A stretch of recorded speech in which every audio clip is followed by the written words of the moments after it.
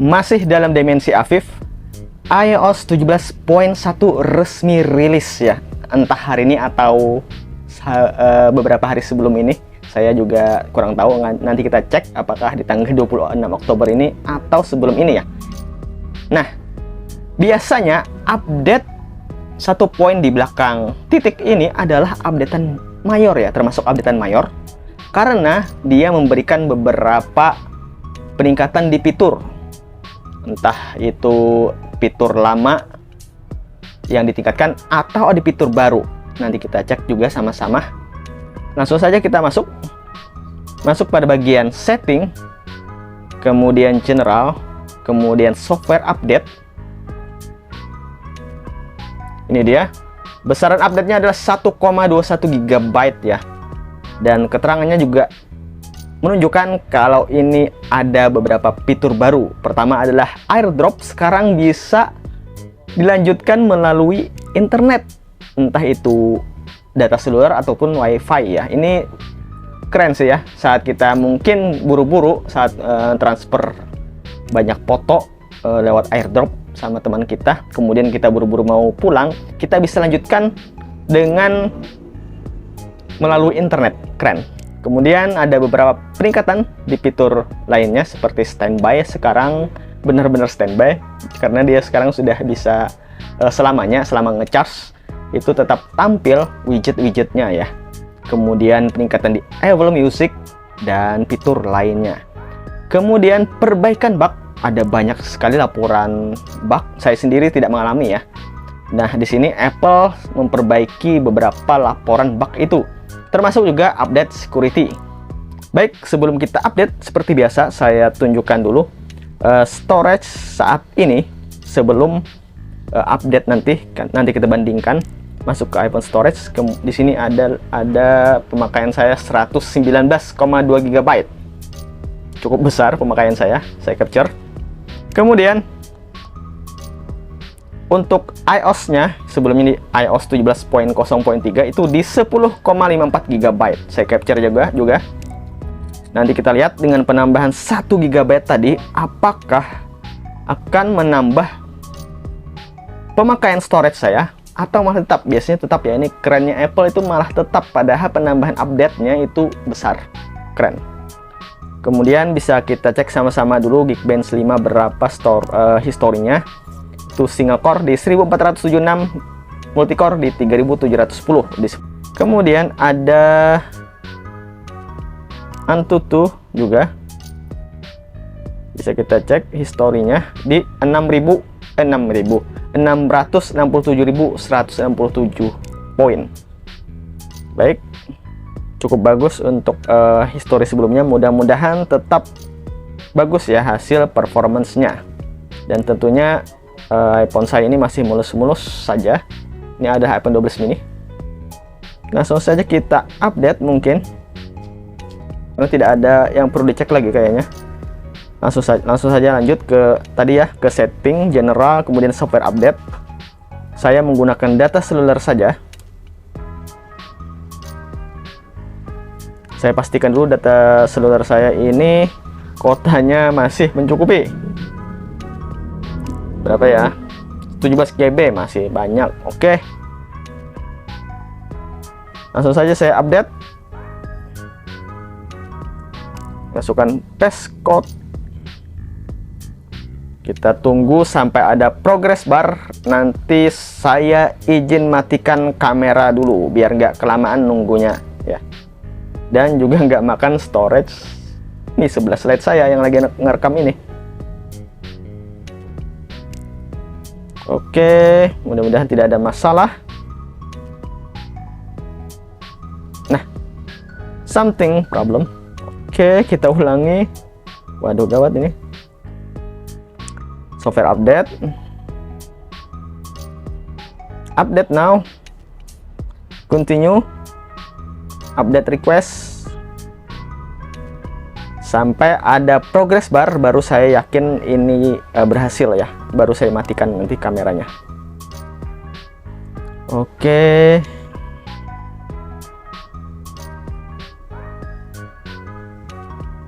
Karena biasanya ada pertanyaan teman-teman, apakah bisa update via data seluler, apakah aman? Ini makanya saya gunakan data seluler saja. BTW saya menggunakan iPhone 12 yang versi Inter. Jadi saya tidak bertanggung jawab ya buat teman-teman yang mengikuti saya. Ini saya risiko saya tanggung pribadi.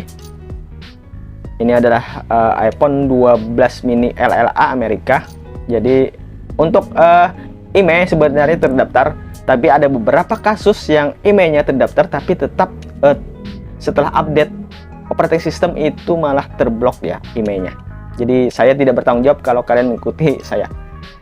Saya cuma menunjukkan hasil update-nya apakah aman di iPhone saya atau tidak. Oke, saya matikan dulu kameranya biar nggak lama-lama. Nanti kita kembali lagi setelah restart.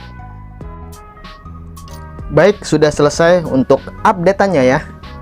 Tadi ada kendala sedikit karena storage-nya kurang. Ternyata saya kurang menghapus. Tadi saya perlu menghapus sekitar 200 MB tadi baru instalasinya berjalan. Ini sudah update ke iOS 17.1. Langsung saja kita buka. Pertama-tama saya perlihatkan dulu untuk kode resmi dari updatean ini. Masuk ke general, kemudian about, kemudian iOS version. Ini dia updateannya. Pastikan di 21B74 ya. Pastikan updatean kalian itu di kode ini. Ini yang resminya, bukan versi beta lagi, bukan beta version berapa. Ini sudah yang terakhir, yang final untuk iOS 17.1-nya. Baik, kita masuk ke iPhone storage. Ini anggap saja kurangin atau tambahin 200 MB lah ya dari yang tadi. Ini turun ke 113,5 GB. Luar biasa. Padahal yang saya hapus cuma 200 MB tadi ya. Harusnya nggak ngepek nih. Untuk iOS-nya 10,57 GB. Oke, kita bandingkan. Mudah-mudahan ini masih valid untuk perbandingannya. Ini sebelumnya di 119,2 GB menjadi 113,5 GB. Turun drastis ya. Agak mustahil ya. 6 GB dengan penambahan 1,2 GB malah turun sekitar 6 GB. Ini kayaknya nggak wajar penurunannya. Tapi bagus lah ya, mengurangin storage sebanyak ini, keren. Kemudian untuk iOS dari 10,54 GB naik menjadi 10,57. Bahkan ini cuma naik, ini dia, maaf tadi tidak kelihatan, 10,57 ya. Naiknya cuma 0,03 GB. Wow, berarti dia mengkompres file system. Oh bukan malah ya, karena ini file system kan cuma karena file system naik sekitar 0,03 GB, berarti tidak ada dikompres di file system di iOS-nya ini mungkin ya. Atau ada mekanisme lain untuk mengurangi besaran storage, saya kurang paham. Sebesar ini 6 GB turunnya loh, ini luar biasa sekali. Oke, langsung saja kita cek kemulusannya, masih aman, normal. Oke, tadi saya lupa ngasih tahu tanggal berapa rilis update-nya ini. Bener ya, hari ini ya. Ternyata, ini kita lihat sama-sama di supportapple.com untuk iOS 17.1 XS ke atas ya, yang bisa update. Itu di 25 Oktober ya, ini waktu di Cupertino sana. Dan di sini biasanya beda 1 hari. Di sana jam 10 pagi, di sini itu jam 00 ya. Artinya sudah masuk di tanggal 26 Oktober. Jadi beda 1 hari. Cukup jauh perbedaan waktunya. Jadi ini dia yang update di tanggal 25 Oktober, ada iOS 16.7.2 juga untuk iPhone 8 dan iPhone X. Kemudian iOS 15.8 untuk iPhone 6s masih dapat updatean. Ini biasanya update security. Wow, saya nanti coba di iPhone 7 saya saya akan update. Kemudian ada beberapa operating system lain. Ada Safari, watchOS, tvOS, macOS. Untuk iPadOS kok gak ada ya? Oh ya ada.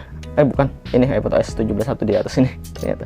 Baik, langsung saya jalankan Geekbench 5 atau saya buka dulu kamera apakah lancar. Biasanya setelah update dia ada stuck di sini. Ini aman, tidak ada masalah.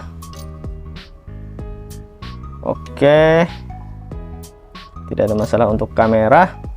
Langsung saja kita jalankan Geekbench 5. Historinya tadi ini ya, 1476 single core, 3710 untuk multi core. CPU runs benchmark. Ini masih hangat sih. Kayaknya kalau dijalankan saat kayak gini biasanya performa turun, apalagi setelah update ini. Tapi biarlah kita cek sesudah update seperti apa turunnya. Kalau tetap luar biasa, apalagi meningkat. Ini biasanya 2 menit ya.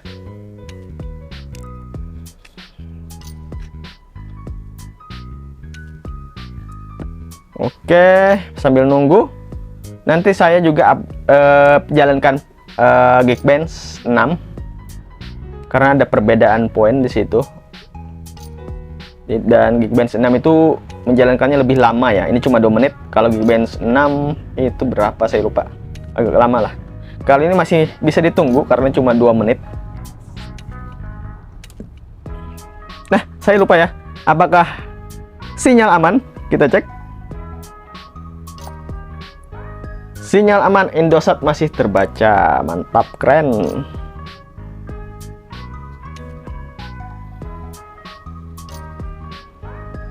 Agak hangat ini, sudah turun dari 90% menjadi 73%. Tadi 90 berapa saya lupa.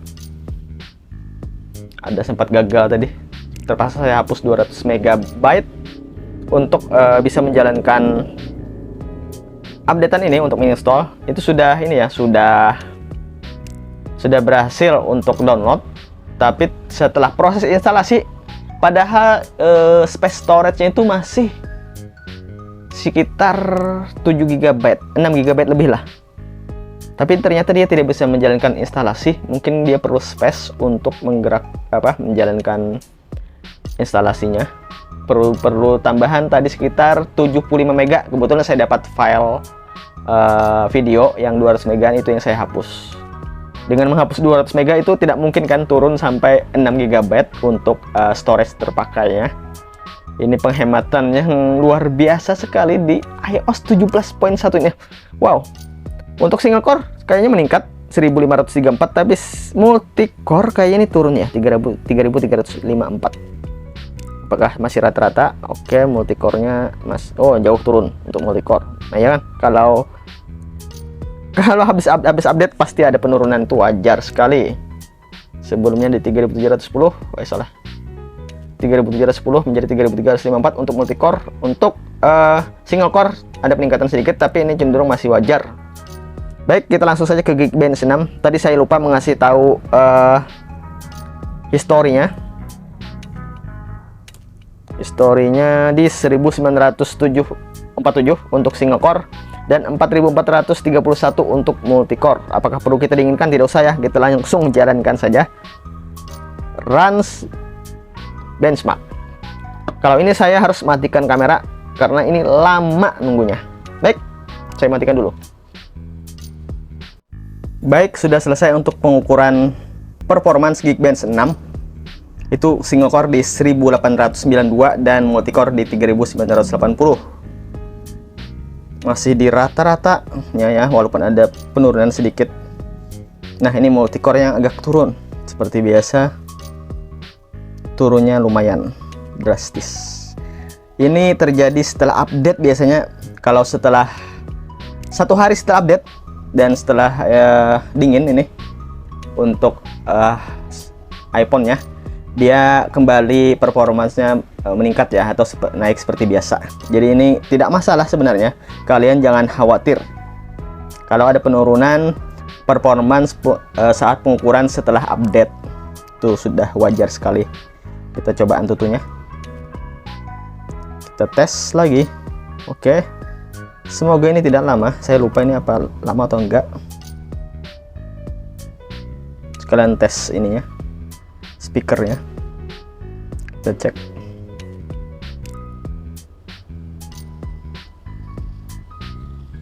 Biasanya ada suaranya nih. Enggak ada. Oh, ada. Oh, ini panas ya. Saya sudah menjalankan pengukuran benchmark 3 ini, Geekbench 5, Geekbench 6, dan Antutu. Jadi ini makin panas. Waduh, ini kayaknya turun drastis nih prediksi saya untuk skornya. Makanya lebih validnya itu setelah 24 jam dia baru ini ya, kembali seperti awal, seperti inilah, seperti normalnya untuk performance, atau bahkan malah meningkat karena ada beberapa peningkatan di sistem operating sistemnya. Tapi setidaknya dia harusnya masih sama ya untuk skornya setelah 24 jam. Itu pengalaman saya sih ya. Kalian kalau beda, komen saja di kolom komentar. Ini kalau lama saya stop aja nih untuk kameranya. Semoga nggak terlalu lama.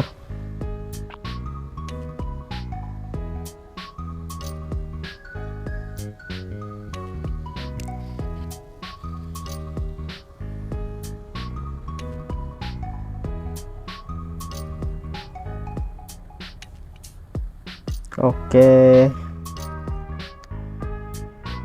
atau mungkin nanti saya cepat aja untuk ininya, videonya, kalau memang lama. Kok nggak ada gambar sama sekali? Oh, ini ada. Oke, suara apa ini?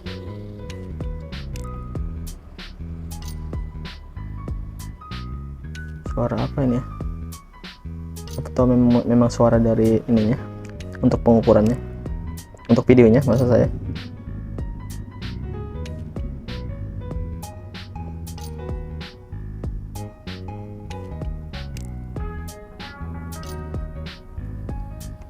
Semakin hangat.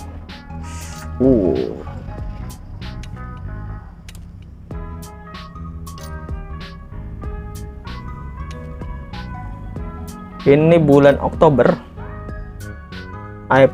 Apple itu sudah memberikan update beberapa kali ya. Yang kemarin tuh iOS 17 di September, iOS 17.01, 02, 03, itu 4 kali sudah. Sampai ini iOS 17.1, jadi 5 kali update dalam 2 bulan. Wow, bentuk kepedulian Apple terhadap usernya patut diapresiasi ya. Bukan hanya karena harganya mahal atau apa orang beli iPhone, tapi update-nya ini loh, sering sekali dia peduli sekali dengan keluhan-keluhan user yang sudah misalnya di forum-forum yang sudah upload di sana, permasalahan bug segala macam, ada celah keamanan, itu semua direspon ya teman-teman. Tapi dalam ya, karena saya juga seorang programmer ya, karena ada beberapa bug ataupun celah keamanan itu yang membutuhkan waktu analisa yang lebih panjang, itu ada beberapa mungkin yang belum bisa diperbaiki. Jadi itu masih wajar menurut saya, karena mungkin ada yang lebih kompleks atau dependensinya itu kemana-mana, nyerempetnya mungkin ke fitur ini itu perlu analisa sekali. Jadi mungkin makanya dia mengeluarkan versi betanya dulu, itu beberapa kali itu dilempar ke developer, ke pengguna-pengguna yang memang ini ya ahlinya, agar mereka bisa coba-coba. Kemudian tim Apple juga mencoba tentunya untuk update keamanan itu, apalagi ya, dia membuka pintu laporan dari manapun, dan siapapun yang dapat celah keamanan itu katanya mendapatkan besaran uang yang lumayan. lumayan memperkaya kalian. Apalagi updatean, apalagi celahnya itu yang besar sekali ya. Makanya banyak orang yang ada yang mahasiswa mungkin yang berlomba-lomba mencari celah keamanan ini. Biasanya pakar-pakar IT, security, keamanan.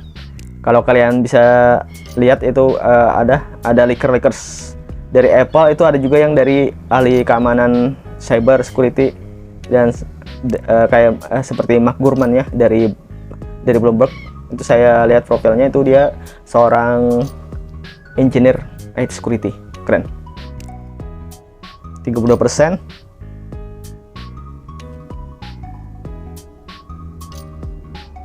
Agak lama sih, tapi saya agak malas nih mematikan lagi. Saya nanti mungkin saya percepat aja. Untuk kameranya saya tinggal dulu, setelah ini mungkin saya percepat.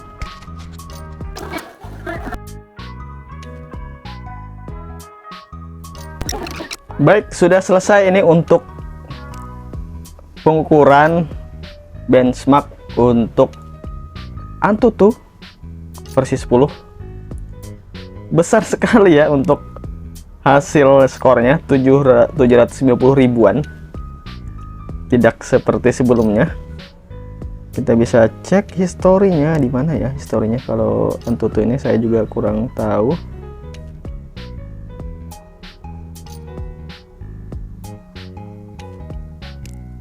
Historinya tidak ada. Yang jelas tadi di 600 ribuan ya sebelumnya kalau tidak salah. Oke, mungkin cukup di situ aja untuk performance. Oke, tidak ada masalah. Untuk Geekbench tadi itu biasanya cuma di awal-awal setelah update. Setelah itu dia normal. Itu sudah saya beberapa kali sudah saya tes. Setelah update pasti ada penurunan ya, walaupun sedikit. Jarang sekali yang ini yang tetap. Oke, kita langsung ke fitur.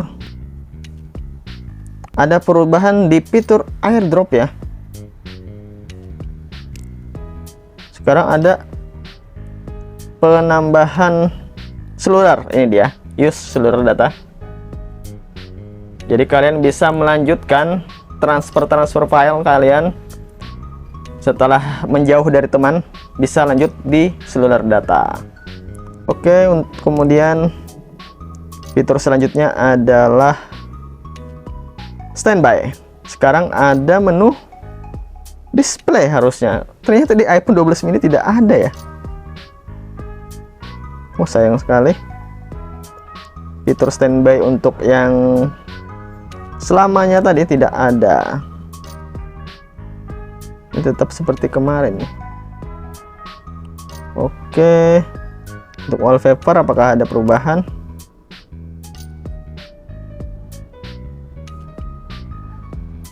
Ada extend wallpaper sekarang, sebelumnya tidak ada ya. Jadi ini katanya untuk efek blur. Nah, ini efek blur seperti ini. Itu saja yang saya ketahui ya untuk beberapa fiturnya. Nanti kita cek sama-sama lagi apa saja fitur tambahannya. Oh ya, untuk Apple Music juga ya ada peningkatan, tapi saya bukan pengguna aplikasi Apple Music, jadi saya tidak bisa menunjukkan perbedaannya. Mohon maaf. Baik, mungkin sampai di situ saja ya untuk updatean kali ini. Yang jelas kesimpulannya untuk yang Persi Intar, kalau kalian sama seperti saya, ini aman, tapi saya tidak merekomendasikan kalian ya. Saya tidak bertanggung jawab kalau tidak terjadi sesuatu. Ini cuma saya praktekkan di iPhone 12 mini saya yang Intar. Saya tidak menganjurkan. Risiko kalian tanggung sendiri. Kemudian untuk performance masih normal, masih aman, tidak ada masalah. Penurunan ini juga masih batas wajar, karena biasanya saya yakin sekali setelah 24 jam dia akan kembali normal ataupun meningkat. Nanti kita lihat. Dan untuk baterai masih oke-oke saja, karena baterai saya ini kondisinya juga mengkhawatirkan. Sudah di 50%. Nah, ini sebentar lagi harus ganti baterai harusnya, tapi biarlah pertahankan dulu. Jadi kalau ada penurunan performa baterai di HP saya itu karena ini ya, memang baterai health-nya sudah turun, sudah lama turunnya. Jadi tidak ada masalah. Tapi untuk penggunaan seharian saya masih oke-oke saja. Untuk penggunaan ringan seperti sosmedan, update status Instagram, WhatsApp, kemudian TikTok dan lainnya, YouTube, nonton YouTube, edit video saya juga di sini ya. Untuk kadang-kadang merekam video di sini juga. Jadi ini produktivitasnya lumayan lah kadang-kadang ya. Tapi untuk keseharian kalau tidak ada aktivitas konten, saya biasanya untuk sosmed saja. Baik, mungkin sampai di sini saja. Tadi ada beberapa fitur tambahan juga sudah saya sebutkan. Mungkin sampai di sini saja video kali ini. Jangan lupa subscribe bagi yang belum like. Kalau suka, komen di kolom komentar. Terima kasih. Thank you.